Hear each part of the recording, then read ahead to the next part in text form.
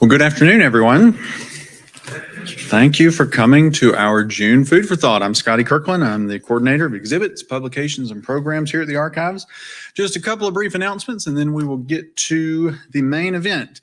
After an absence of 2 years, our popular summertime series, Alabama in the Movies, is coming back next month. We will start back on Thursday evening, July 7th, with To Kill a Mockingbird. And so if you're unfamiliar with Alabama in the Movies, it is really exactly what it sounds like. It's movies about, featuring, filmed in Alabama, or written by Alabamians, or starring Alabamians. So it's a pretty broad definition. It's a good evening event. We'll have some concessions for you. They start at 6 p.m. right here in the Farley Auditorium, Thursday nights in July, starting on the 7th with To Kill a Mockingbird. Our summer genealogy workshops will also return next month. First one will be on July the 16th, so you'll want to check our website and be mindful of our emails for registration information for our summer genealogy workshops. They do fill up quickly. Our food for thought topic on July 21st will be on the life and Alabama work of Hosea Williams, a key figure in the civil rights movement, and the Southern Christian Leadership Conference, and in planning and performing the Selma to Montgomery March. So our speaker is Dr. Rolandus Rice, formerly of Alabama State University, who now teaches and lives in Atlanta. He has a new biography on the life of Hosea Williams, the first biography on Williams. So you'll want to tune in for that on July the 21st.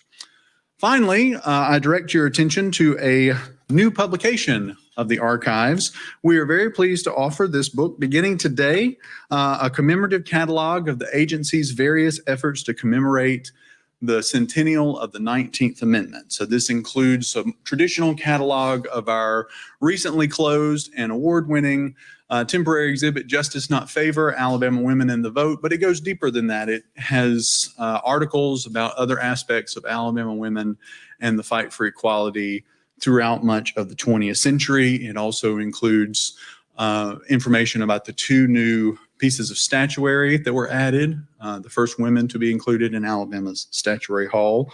The book is available in our museum store and online, and so we encourage you to take a look at it. The topic of today's Food for Thought is the Invisible Histories Project, a nonprofit organization whose mission is to locate, preserve, research, and make accessible materials that document the rich and diverse history of LGBTQ life in the South. The Department of Archives and History is one of 3 Alabama-based institutional partners of the project, which also serves the states of Florida and Mississippi. And our speaker today is Joshua Burford, co-founder of the Invisible Histories Project in 2015. He's a native of Anniston, and he's an award-winning historian, archivist, and educator with degrees in English, history, American studies, and library and information studies. He's a historian and archivist by training, and Josh currently serves as the Invisible Histories Project Director of Outreach and Lead Archivist. So Joshua Burford, come and share with us.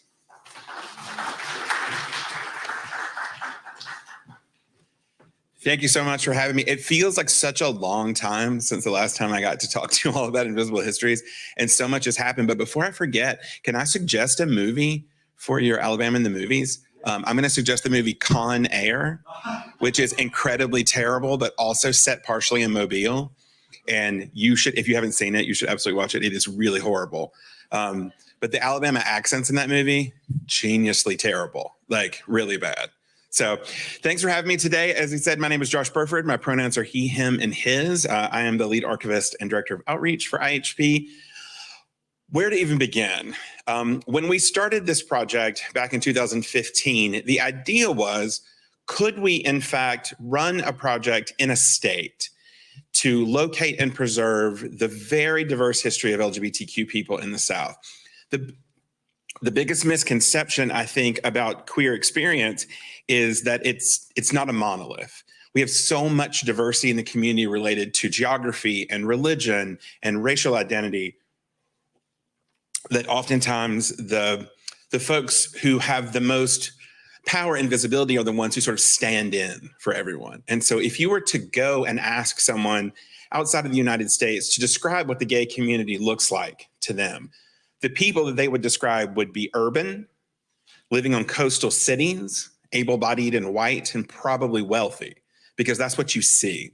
What you don't see are working class people. You don't see queer people of color. You certainly do not see the queer South. But for whatever reason, the queer South is very hot right now. Everyone wants to come and take a look at us, which is, gross in some ways, but also totally fine because we will spend your money. But we're getting to a point now where we can actually talk about all the nuance related to what it is like to grow up an LGBTQ person in the Deep South. So I did grow up in Anniston. Anniston is in some ways both very Alabama and not very Alabama all at the same time. I grew up outside of a military base. And so my life was very international, sort of by default. But what happens in Alabama and Mississippi and Georgia, which are currently our 3 states that we're collecting in, and we are moving into the Florida Panhandle in September of this year, which I'm super excited about. So much cool stuff. And as we all know, the Florida Panhandle is really Alabama. So it's not that much of a stretch that we would be archiving there. But what we're finding is all of our assumptions, even my own assumptions, being a queer person who grew up in Alabama, were wrong. And I'm learning every single day about what it means. I'm supposed to use this. What it means for us to talk about our history. So we start, as always, with these 3 questions. 1, is there a queer and trans history of the U.S. South? And I know this sounds very strange to say this, but the truth is, this is a question that we get asked constantly. The reality is that the American South is currently the home of the largest single population of LGBTQ people of anywhere else in the United States. Over 35% of the total number of queer adults live in the American South.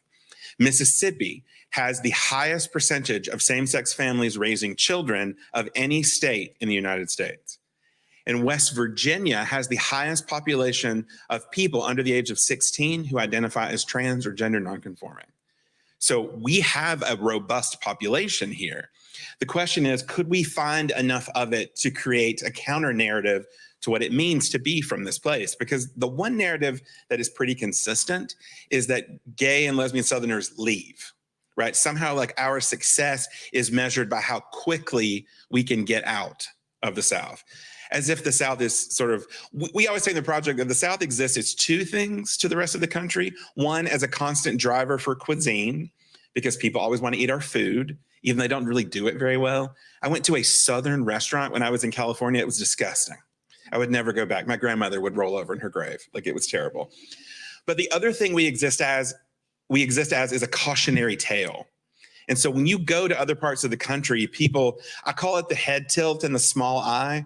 So whenever I do a presentation outside the South and I go, my name is Josh and I'm queer and I'm from Alabama, and everyone goes, oh, as if somehow I was on a work release program from the American South and I'm not able to, I was just let out earlier that day. And so we do exist as this interesting cautionary tale, well, at least we don't live in Mississippi. Well, at least we don't live in Arkansas, which is such a disservice and an injustice to all the people who have worked on civil rights in these places and all the robust and flourishing LGBT communities, both then and now, that are in the states that we're currently collecting and in other states to which we will eventually be collecting. So, and then if we could do this, how would we go about preserving this material? Because I think that the biggest idea is that somehow we were going to build a big gay museum, right? And put everything in it. And that's certainly a thing, but I don't know if you've ever tried to manage a building, but real, it's expensive and terrible. And so we thought the best way for us to do this work is to go into the towns and the cities where this material exists and then find out how we can get said material into existing archival collections. Because the LGBT history of Alabama deserves to be here in Montgomery. It deserves to be in Birmingham because that is where our communities are. And so we wanted to make sure that our history stayed as local as possible so that it could affect the most people in the communities to which it created. There was a fad in about 2012 to 2015 of national LGBT archives, which, by the way, there are very few of. There are less than 12, I think, in the entire country. But there was a fad to go into what they considered at-risk places and sort of hoover up a bunch of collections. And so in 2015, a group from California went to Mississippi on what do they call it? It's some terrible name, a viewing trip. Just, I guess, sort of look at people in captivity. And when they were there, they hoovered up so many local LGBT collections, which now do not exist in the American South. They exist in Los Angeles and San Francisco, where they're not really doing what they could be doing, which is inspiring the communities that they came out of in the first place. So we've started a whole new project in IHP, which is reconciliation of collections from outside of the South back to the American South. And so I'm currently, I wouldn't say fighting is probably an overstatement. I would say arm wrestling. I'm arm wrestling with an archive in California about getting 35 boxes of early 70s Mississippi LGBT history back to Jackson, which is where it needs to be in the first place. I don't know why I won't use this. This is what we've been told. And some of this is probably true, but as you all know, the monolith of the LGBT community is competed with the monolith of the American South, right? And so somehow like we're all Southerners are the same, as if being from Tennessee or West Virginia is the same thing as being from Louisiana, which we know it's not. Even what the South is as a geography is highly contested. We run a network called Queer History South, and it took us 2 years to decide what counted as the South. And even I still argue, I don't think Texas is the South, but I was outvoted. So Texas is now currently the South. So we're trying to figure out like even who we are so that we can figure out how to do the work. But I would argue that this invisibility and isolation are still problems that we're facing now. What's interesting is that irrespective of political progress that we might have made since 2015 with the passage of marriage equality, the political landscape for LGBT youth is very similar to what it was in the 1980s and the 1990s. A closure of LGBT centers, very little activities in the community or support networks, especially for our trans siblings, who, as we know very well, are currently under attack in just about every state. And so there is that aspect of it, but it isn't the only narrative. The biggest problem is this 20 years behind narrative, which just does not hold up under scrutiny. Now, here's the problem. And I think we would agree as a group of people, no matter what you know about the LGBT community right now, is that being gay in Montgomery is probably different than being gay in San Francisco. Would we agree with that as a group? Yeah, right. Resources, size, population, etc. But when it comes to comparison of success, we are always being compared to places like New York and Chicago and San Francisco. So in that comparison, we are losing because we are never going to be those places. What we have been doing is organizing pretty much from the beginning as Southerners. Grassroots networks, people that we knew, leveraging resources and creating community. And by that standard, we were doing quite well for ourselves. But this being behind narrative really has more to do with the fact that we don't look like other parts of the country. And our very existence as LGBT Southerners seems to fly in the face of what people think they know. I'm really going to try to stop doing air quotes. I'm realizing I'm air quoting a lot, but I'm on the socials too. So I'm trying to, you never know what gets implied. So we started this whole rigmarole back in 2015. I was living in Charlotte, and in case I ever forget that I was in Charlotte, I got a tattoo of an archival box on my arm to remind myself, because this is what level of geek I am. There will be more, so never fear. But we decided in 2015, I was working on a project in Charlotte to build an archive for the city. That archive went back to roughly 1940. And could we possibly do this in the Deep South? Because what we were seeing is, if not a wholesale destruction of archival materials through neglect, then a destruction of materials by rendering them invisible, either through how they were processed, when they were processed, or who even had access to them in the first place.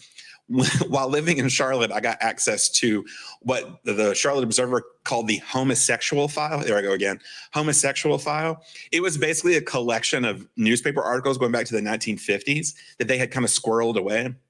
The archivist for the paper said, you can just have these because we don't use them anymore. I was like, great. But the subject headings for these newspaper articles were the following. Are you ready? Sodomy, homosexuality, child molestation, murder, and interracial marriage, which apparently is very gay. And so even the subject terminology itself was wildly problematic. And I'm gonna tell you right now, you send a 20-year-old into an archive to look for LGBT materials, they're not looking up homosexuality. They're not looking up sodomy. They don't know those. If they know those words, they feel very old to them, like VHS tape, right? Or audio tape, I suppose, to millennials. But you can't even find the stuff that we have. And so our goal here has been to, one, find new materials to add into existing collections with partners so that we can build up their representation of their areas. And two, once we have located them, how do we get them into the hands of researchers? And when I say researchers, I don't necessarily mean academics. I feel like we've given too much ground away as community people to the role of academic historians to tell our story. We are working with community-based archives, community-based researchers and historians. You guys have an amazing one right here in Montgomery. His name is Martin McCaffrey. And Martin is probably the most talented community researcher I've ever met. He sends me literal Google files every week of things he's found in some obscure newspaper I have never heard of in a town I didn't know was a thing. And he's like, oh, I was just in this archive and I went through 300 microfilms and I found you this one article. And I'm like, you know what? God bless you, Martin, because I wouldn't be doing that. That's a lot. And so we're putting this into the hands of the actual community. We also have an exhibits mandate. And so our goal is to get things in the view of the public as well. We just finished an exhibit in Birmingham called Magic City Memories, which was an LGBT timeline of Birmingham told to the Alabama Forum, which was the state's oldest and longest running LGBT newspaper. What came out of that exhibit was a reconnection of so many different activists across generations to tell their stories. We had a 93-year-old activist in a room with a 14-year-old trans kid, and they were able to sit and talk to each other. And that's what we want to do so that we can really get to the beauty and to the nuance of the materials that we have left, which again is less than I would hope, but there's still more than I've been able to imagine. This is sort of our timeline. I'm just putting this up here so you can see. The truth is, in 2019, we took a big swing to see if we could get an Andrew Mellon grant. And so we did it. And then surprise, surprise, we got it. And Andrew Mellon said, listen, this whole thing about collecting in Alabama is cute, but what if we collected in more states? And I was like, absolutely. That is a great idea. Never thought about it once. Sure, where do I sign?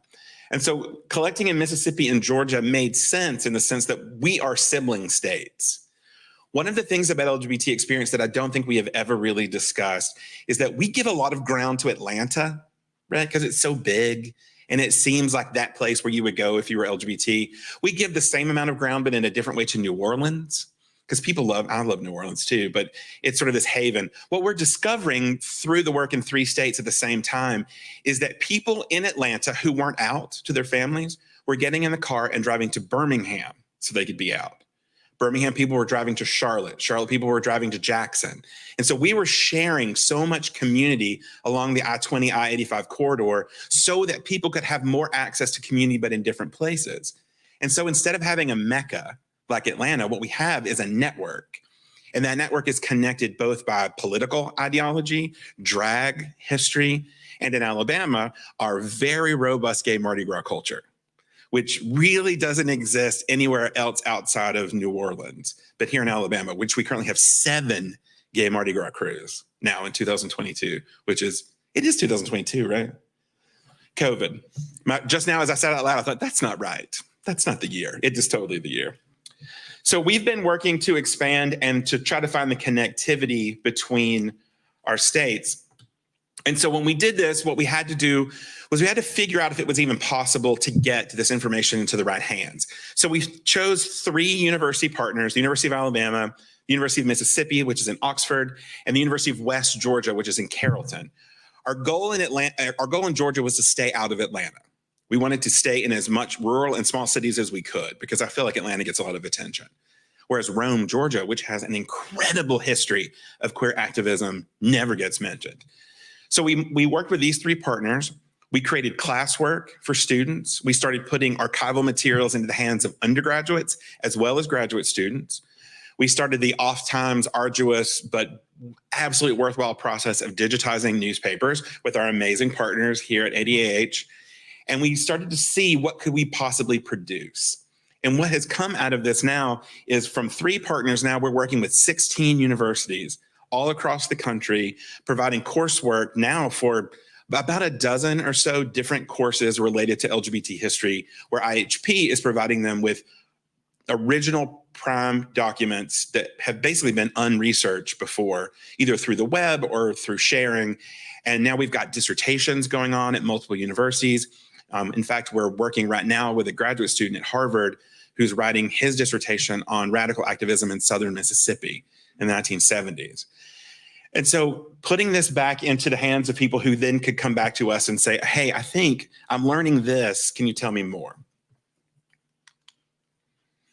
So as they mentioned before, our repository list this is actually needs to be updated because as of this week, we have added 2 new repositories in Mississippi and 4 new repositories in Georgia.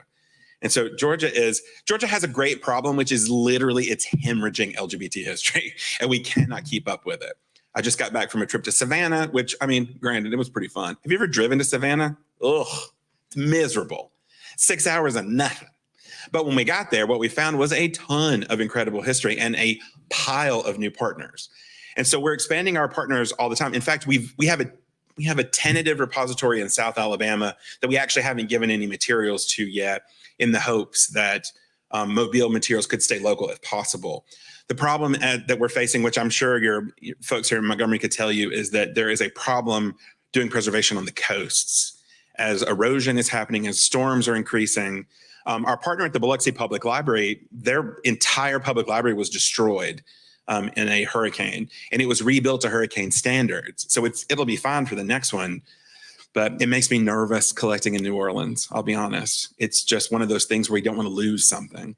What we've learned from our repository partners is about backing up. And so we have sent backup copies of newspapers, digital and physical, as well as photos to backup repositories further in, so that if anything happens to us here, they're off site. And so we can get to them later. And let me tell you right now, there's so much amazing things to read. My publications is my particular thing that I'm interested in. We worked with ADH to digitize the Lesbian Front, which was a newsletter from Mississippi from the 70s. And just in that 5-issue little tiny newsletter, there's so much amazing history that's waiting for someone to unpack. I mean, I just want you to see, one of the things that's been really funny is that both my co-founder Megan and I both grew up in Alabama. She grew up on Sand Mountain. So she's a self-described Southern hillbilly. Her accent is so thick, it takes her 20 minutes to get to the end of a short sentence, which is fine. And half the time, my Southern accent comes and goes. My mother is from Pennsylvania, so my accent can be a little bit muddy. I have to stop and think about it sometimes. If I'm not in the South, I'm hemming and yawling and biscuit every other word. But in Alabama, someone told me one time, they said, "Are you from Connecticut?" I was like, "What does that mean? What does that even sound like?" Just sort of that flat accent where everything sounds like a question. But when we started reaching out to national partners, the biggest surprise was, one, that people were so ready to adopt the work that we were doing. The thing to keep in mind about IHP is that what we've developed is a new methodology for location and preservation of materials that is based on the Southern LGBT experience. How we're finding collections, we are doing it going into communities. So for instance, we're working on a project now with Birmingham Civil Rights Institute to collect the lives of queer and trans people of color in small towns in Alabama. And instead of showing up in these communities as a white cisgender person with my hand out, we go and we talk to community elders. We find out who the people are we should talk to, and then we allow them to slowly vet us until they are comfortable enough to work with us so that we can get the most nuanced materials that we can into collections. Once those materials are collected and put into a repository, we are already thinking about how we could use them. And so when we went to the Smithsonian American History Museum and said, "Hey, would you all want to potentially work with us to preserve some materials?" They were like, "Absolutely, absolutely." Because the way that most archiving has worked up until now is the joke is the difference between archiving and hoarding is like who can see the boxes. Right? Because the Smithsonian as a museum just collects and collects and collects because that's their mission. But at the end of the day, like a baseball in a box that belonged to Babe Ruth, as long as it's in a box, it's really just a baseball, right? They made thousands of baseballs the year he broke the home run record. It's when it comes out of the box and gets contextualized that it actually has meaning. I went to the Smithsonian to look at their LGBT history collections, and they have a brick from the Stonewall riots from 1969. It's just a brick. But when they took that brick out and maybe put the white gloves on to hold it, and I'm holding this brick and I'm reading the card that says it's from the Stonewall riots, I sat and cried because I was like, I can't believe I'm holding a piece of my own history, like from so long ago. That's what we want to do. Like we want to contextualize this for people and put it in their hands. And so we're working with some pretty big players. The One Archives Foundation is the oldest LGBT repository in the country. They started collecting in 1955. The Library of Congress has been a great partner in the sense that working with them allows us to sort of function at a next level up to make things accessible because they have a huge market. People know who they are. But we're also working with people like the University of South Alabama Special Collections, who has a staff of 2. And so for us, I always say that I'm hard to impress when it comes to stuff like titles don't impress me, really. I'm famous for being in a room with like the president of the Mellon Foundation, and I didn't know who she was. And like they had just written us this huge check. And I was just like chatting with her, and I said, "What was your name?" And her name was Jennifer. I was like, "Hey, Jennifer, what's up? What brings you to Montgomery?" We're just having a chat. And then later someone goes, "You know, that was the president of Andrew Mellon." I was like, "Oh, damn." Okay, so I'm really bad at that part. It's like people should wear name tags so I know when you're supposed to be fancy. But doing this kind of work allows us to think about the future. The Louisiana LGBT Archives Project is doing some pretty good work, but they're not actively collecting. There are a lot of initiatives that are sort of around to help when things get dire. Our goal is to not wait until a donor has passed away before we're working with them, because their story and their materials together and what they can be doing to inspire us are really the crux of the work. There are some amazing people in Alabama who are alive today who have been around fighting since the Civil Rights era. And so I don't want to wait until they're gone to go through their materials. Like let's talk to them now. Let's contextualize that for people now. I've just been looking for an excuse to use this little laser pointer, so I'm gonna use it on this one for no reason. This is, I've never used a laser pointer before in a presentation. This is where we are today. We are actually, by the end of this year, we'll be at 100 collections in Alabama. There are 80 in process working with donors. I just picked up the most amazing collection in rural Tuscaloosa. That's the history of a gay bar called Michael's Lounge, which opened in 1990. It's a drag collection. The drag queen's name is Daisy May. Fabulous, incredible. Famous for doing drag while pregnant, which is incredible. I saw the video. It's awesome. It's just as terrible as you'd imagine. But they happen to have a VHS tape of opening night of this gay bar, which is unheard of because you weren't allowed to take photos inside of bars because of privacy reasons. And so that we were able to find a VHS tape of the opening night. I mean, I sat and watched that thing 3 times all the way through. Grainy sound quality, terrible picture, but it was like looking at the Mona Lisa. Because that's actually the very first gay bar I ever went to when I was 21 years old. So it made me very happy. Completing oral histories, research projects, interns. And we've got 2 exhibitions in the can right now that are coming up. One with the Mobile Museum of History. We're going to be doing a LGBT history of gay Mardi Gras in Mobile. Can't wait for y'all to see that. Some good stuff. And then we're working on a drag exhibit right now at the Atlanta History Center. I'm looking at the history of drag as it's sort of celebrated between the different states. Mississippi has offered some very interesting challenges. Challenge 1 is a state that is this rural is so difficult to collect in because there just isn't any easy way to get anywhere in Mississippi. And you would think that a place that's rural and less urban would be less expensive. Plot twist, it's exactly the opposite. I went to stay in this very small town in extreme western Mississippi. They had 1 motel. And it was the most expensive motel I have stayed in since I started the project. Because literally they could charge me whatever they wanted. What was I going to do? Sleep in my car? No. So Mississippi has offered a very particular geographic challenge, but man, the payout is incredible. What we've discovered is that the Mississippi Gay Alliance, which formed in Biloxi, was doing radical activism as early as 6 months after the Stonewall riots. That they were organizing a statewide coalition from the top to the bottom of Mississippi as early as 1971, with publications, with health outreach. This is what they are, a shining example of what is possible in small towns in Mississippi, thinking of themselves as one continuous community and not separate small communities. The drag in Mississippi is super interesting. It's very different than Alabama drag. I don't know how long it's been since you all read a drag show, but in Alabama, drag is someone is up here and they're dancing and then you walk up and give them money for drag. It's exactly the opposite in Mississippi. In Mississippi, the audience is seated at tables and the drag queen walks around like a waitress. It's very disconcerting when you've been taught to walk up and hand someone $1 and you're at a table and I'm just like this. What's happening right now? But the drag there is really, really beautiful. And the oral histories coming out of Mississippi right now are incredible. 27 gay oral histories out of the University of Mississippi, just in the last 3 years. We're working with Jackson State University, which is an HBCU, on Black Gay Alumni Oral History Project, and so many amazing things. The stories there are out of control, like in the best possible way. In Georgia, very similar. The Georgia expansion has been slower because we literally the day of the kickoff of the Georgia expansion, I can tell you exactly when it was. It was March the 7th, 2020. So 45 minutes later, pandemic. So it has made a challenge in Georgia, but because we are very agreeable and adaptable people, we actually never stopped collecting even during the pandemic.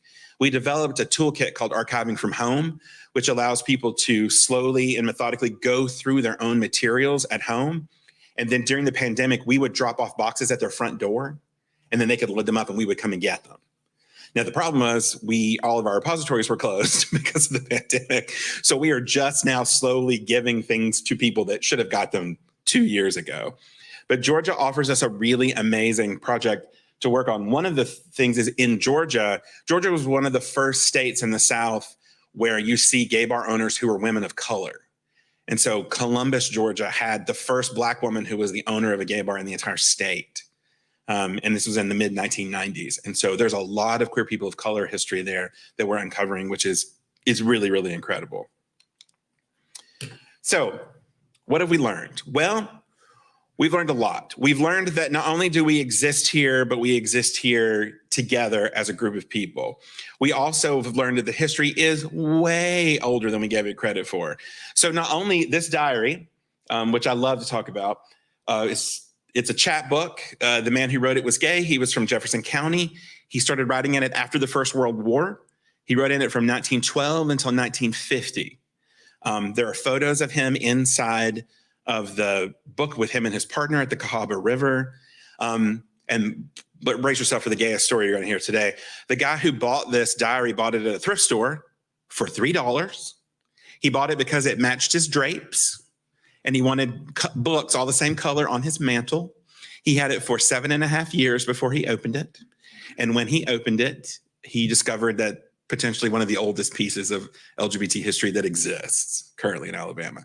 It's in beautiful shape. It's also, I like to call it turn of the century sexy, right? Like it's not overtly sexy, but it's like where they're writing about like, someone has like sexy ankles or whatever. So it's like very subtly sexual, but it's so beautiful when he writes about his relationships and his family. And we were digitizing it at UAB, and we had a researcher come up from Florida that wanted to see it. She was working on turn of the century narratives. She calls me and she says, "Do you know there's a pocket in the back of this?" And I was like, no, I didn't. She opens up the pocket with the archivist, and in the very back, there were folded sheets of paper from 1886, where the author had actually written those pages as a child. And so what we're learning from this is extraordinary.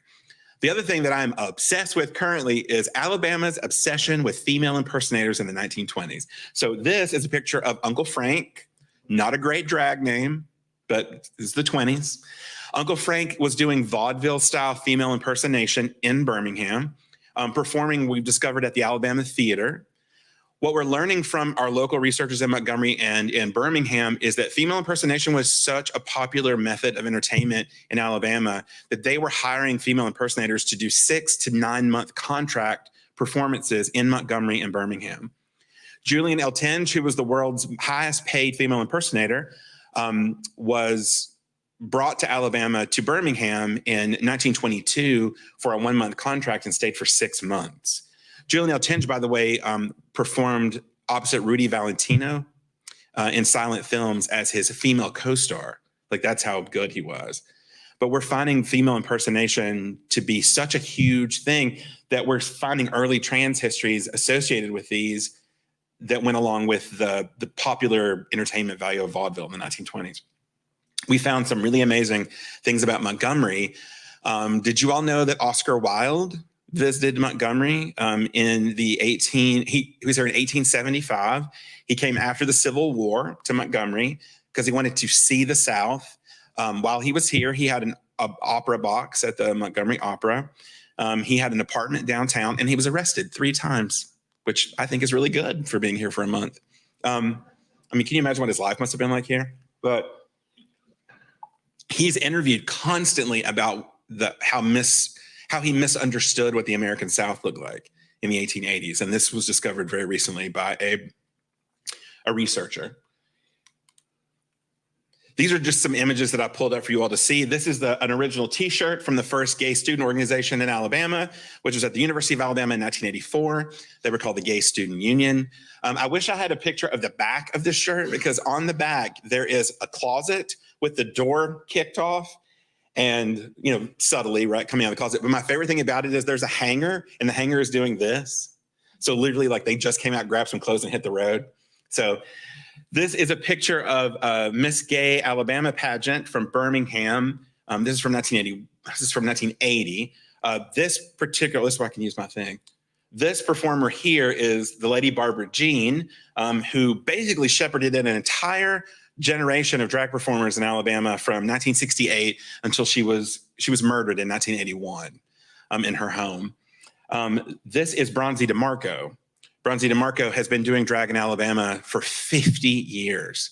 She started doing drag at 15. Her uncle was the first Black drag performer to ever be paid to be on a cast full-time in Florence in the 1970s. The lady BJ snuck Bronzy DeMarco in under a dress she was wearing for a Southern Belle drag performance she was doing. And that was the first time Bronzy ever was in a gay bar. And she's still doing drag. It's incredible. The other thing we've learned is that the South is extraordinarily political. This is an image from the 87 March on Washington. You'll notice lesbian Alabama grandmother here, which I love so much. This is Bootsy and her partner here. Bootsy was not only just a member of the Jewish community, but also a very outspoken gay activist in Alabama who actually helped to organize the Alabama contingent to the March on Washington. These are from the 93 March. And then this is from the anniversary of the 25th of Stonewall in New York in 1994. What I love so much about this, by the way, is like the UA group is, they've got their pink triangle, but the Auburn group is called the Auburn Gay Association. It's like very professional. Like, I like that they were trying to be like professional while they were there. But we've been involved in every single political movement nationally from the very start. We have not been behind in that regard either. This month in Mississippi is a newsletter that we've recently uncovered. It is so good. It acts sort of like a guidebook to what it was like to be gay in Mississippi in the 70s, but also it has an amazing gossip column in it. So you can read about like other people's business, which is perfect. Like, it's absolutely perfect. This Black Power banner here is from the Mississippi Safe Schools Coalition, where they worked with several Black student organizations in K-12 schools in rural Mississippi, along with their gay student unions, to help form coalitions to advocate for themselves in schools. And then this is a board from the very first presentation that was done at the University of Alabama about gay rights in the United States. It was done in 1990 in a history classroom by a man named Frank Susko, who currently lives in New Zealand. And by the way, in case you're curious, it takes 8 months to get LGBT archives from New Zealand in the mail, because that's how long it took us to get his stuff. But it's really nice. And that there's no left behind version of this. What I want you to understand about how this narrative is difficult and damaging is that by leaving the LGBT South out, we're leaving out not just activists, but also political movements that help to change the very fabric of American life. Two of the most significant political cases in American history, Lawrence v. Texas and the Bostock decision of 2020, one which protected our right to privacy and the other protects our right in the workplace, were both from the South. And so the political movements of the American South have shaped national LGBT politics. In 1987, about 6 weeks after the 87 March on Washington, ACT UP New York, who would famously become an AIDS activist organization, did what they called the AIDS Freedom Riders Tour of the American South. They started in Greensboro, North Carolina, and came to Montgomery. What they didn't expect to find in Alabama in 1988 was a fully functional LGBT center with a helpline, an AIDS organization that was supporting people across the state in support with groups in Montgomery and Mobile, and a group of radical activists who were like, didn't need to be trained, but were glad for the connectivity. And so I said this to someone earlier, we had an LGBT center in Alabama in 1977, a physical location that was offering people support and connectivity. They didn't open an LGBT center in New York until 1985. No, it's not a competition, but if it were, we'd be winning. So that's what matters. So we've been doing stuff together, organized for a very, very long time. And the material history that we're finding, these meeting minutes from an LGBT conference that was started in North Carolina that came to Alabama, Electric Blanket, which was a AIDS installation that happened in Alabama in 1988. One of my favorites, this One Night, Four Parties, where they brought together 4 different universities in Tuscaloosa to raise money for each organization. And they would go party to party. This material is just waiting to be found. And we're so delighted that we're able to do it. So if you want to get involved with IHP, we are, because it's the 21st century, we're on the socials. We're on the Instagram and the Facebook. I'll have to say right now, Facebook and Instagram are great for archiving.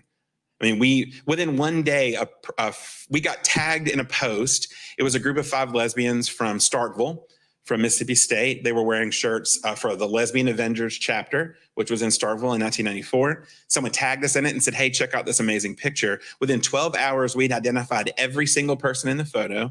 We had contact information for 4, and one of the original t-shirts is currently sitting in my office, wrapped in acid-free paper, waiting to go into the collections at the State Archives in Jackson. And so the work happens because of people like yourselves. Like we're doing this individually. We don't hero worship in the project. Everybody has a piece of the puzzle. And so you don't have to be a celebrity to have something that we need to make this happen. And then also Queer History South. Right now we have about 500 people in 11 different states working together on preservation and projects, supporting each other's work, from universities all the way down to community researchers. And then we are about to convene at the end of September in Dallas. Again, not sure Texas is the South, but they won the bid. And so we're going to Dallas. Also, by the way, happens to be the same time as the Texas State Fair, which I've never been to, apparently the largest one in the country. I'm going to be eating twice fried butter because apparently that's a thing you can eat. Cholesterol be damned. I've always wanted to eat fried butter. And then you can check us out on our website and on Facebook and Instagram. The work continues. We're very busy, but in the best possible way. June is our busiest time because it's Pride Month, and so happy Pride to everybody. You guys have a great, Montgomery really does not get enough credit for how organized it is for the LGBT community. Your Bayard Rustin Center, your Pride Festival, your PFLAG chapters, you guys are doing really well here. Now, if we can just get a gay bar open here, that'd be amazing. Like, how can we help with that? Let us know. But if you have questions, please contact us all the time. We're always answering, or someone will. And I hope I've left enough time for you all to ask me questions. So thank you so much for having me today to talk about IHP. I really appreciate it. All right, we do have some time for some questions, and we want to point out to our audience watching on Facebook and YouTube, we have the ability to see your questions and ask those as well. So post those. Yes. Thank you for coming. Thank you, Internet Humans. Questions from the audience here in Farley. Yeah. How are you funded? So primarily right now, we're funded 3 different ways. One, foundation support. So Andrew Mellon and local foundations. We get money from the Alabama LGBT Fund, which is in Birmingham, from the Mississippi LGBT Fund, which is in Jackson. We just recently got a grant from the Alabama Humanities Foundation. But the majority of our funding comes from individual people. Like we probably raise just as much money on Facebook as we do at events. And so individual donations as small as $5, as big as $1,000, we're getting money incrementally from individual people and from donors. But we don't monetize the materials themselves. Although people have asked us about like maybe doing a book from the materials we found, but mostly private foundation money and then individual donors and then state funding. It's tough business, but we have a great development person.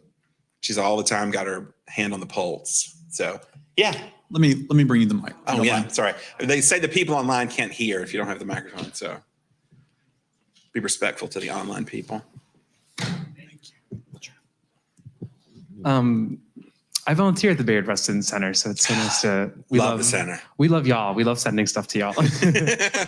I guess my question is that challenge you were talking about with archives seeming to be more about hoarding than being able to organize. How are you facing the challenge of digital archiving? I mean, there's like so many posts that are happening every single day that could be considered an artifact. Yeah. So I wonder, how is that being dissected through all this archiving that you're doing? Well, I will say that we have an incredible digital partner here with Meredith at the Alabama Department of Archives and History.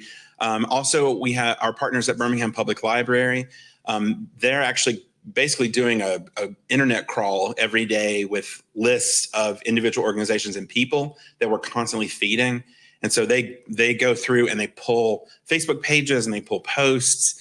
But the truth is, digitally, it's so hard to keep track of what is being produced, every minute of the day. Just because you're right, like what counts as an artifact, right? Is it an image that was created? Is it an event? And digital access is an ongoing problem. I mean, think about Alabama. There are entire sections of our state with no internet access. And so we want things to be digital, I think, because we've been taught that digital is the next logical step. But again, and I know Meredith agrees with me, like having something digital, but that is not accessible, it's not that the math doesn't work on that. And one of the digital problems has been a problem for archives this whole time is changing formatting. And so we were just talking before about the fact that we have this footage from 88 and 89 from Alabama that's in this very strange format.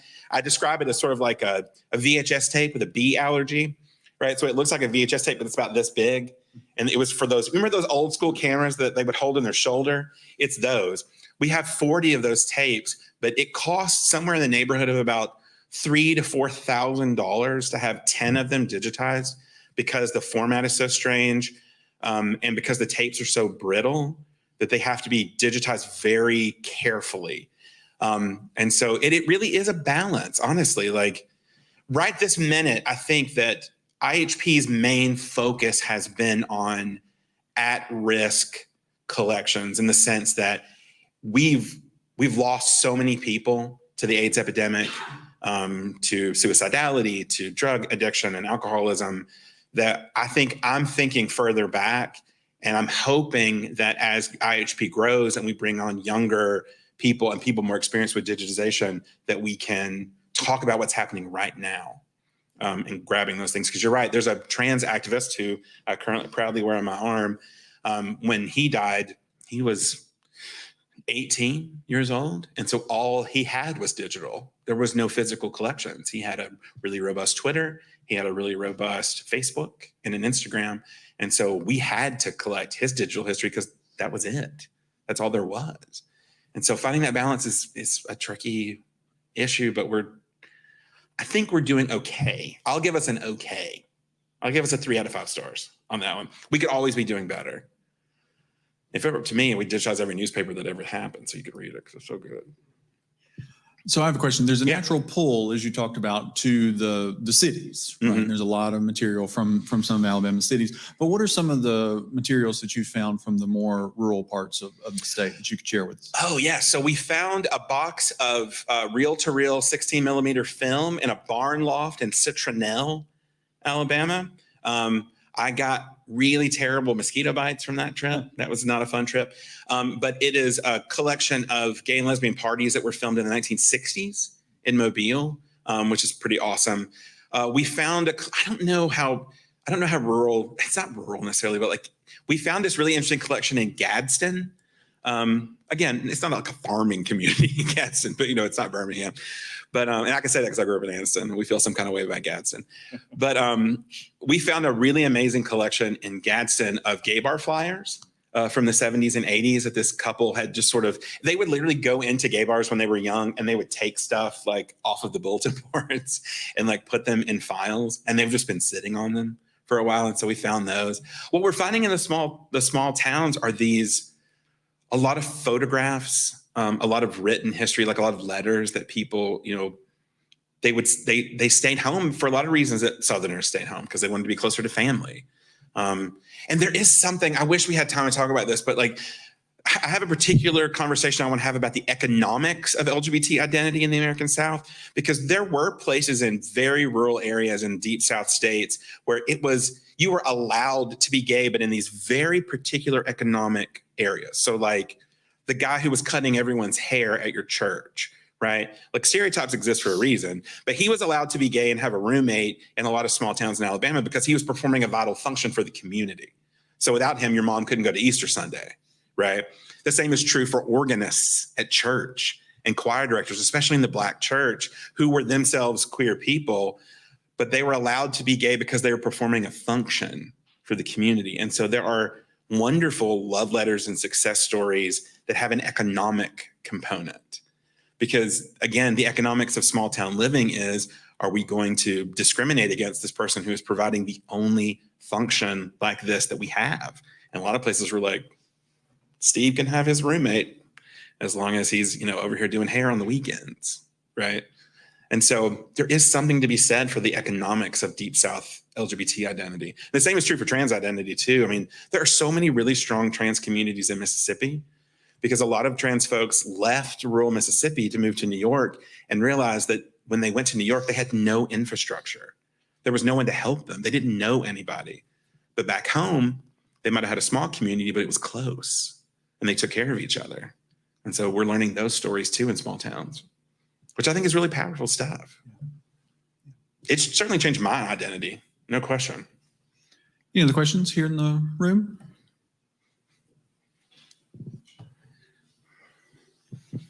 Oh. What kind of pushback have you had from the bigots? Well, we do keep a hate mail file. Although we've gotten less hate mail than you would imagine. I remember the first time we got a piece of hate mail, how excited I was, because I really felt like we had come of age. When someone took the time to write us a really shitty letter.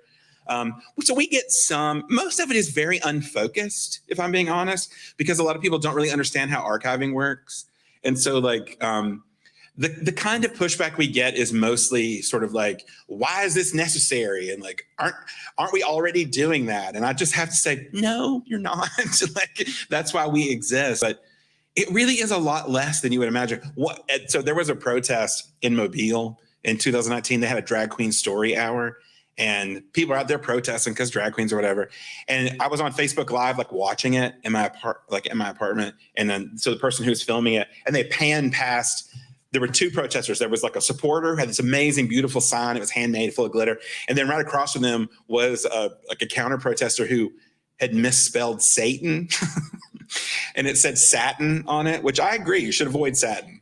It's a terrible fabric. It's very warm, especially in this heat. And so I'm on the phone and I'm like, okay, you have got to get those signs for me.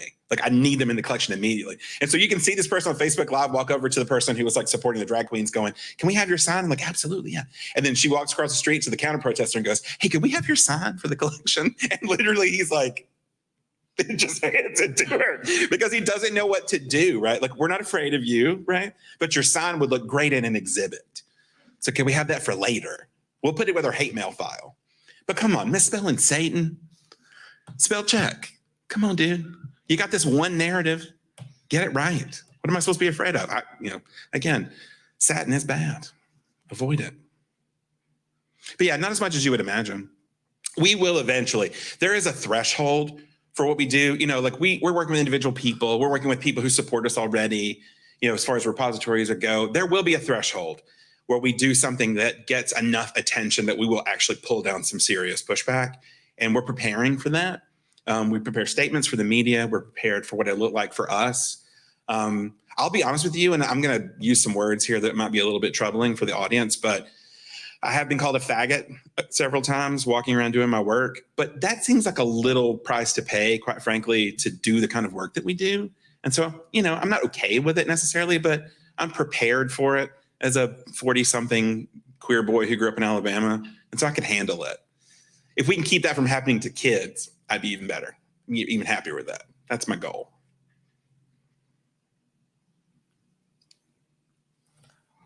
All right, we have a couple of comments on our social media, mostly people that are saying they're going to be contacting you, Joshua, to send you materials. Yeah, yeah. We're excited about that. Please, internet humans, send us material.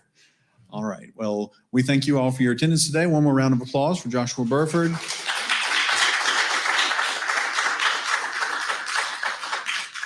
Joshua, thank you for the work that you're doing. Thank you so much. Thank you for being great partners. So we appreciate it. And we thank you all for your attendance. We look forward to seeing you in person and online soon for the next Food for Thought, July 21st. Thank you all.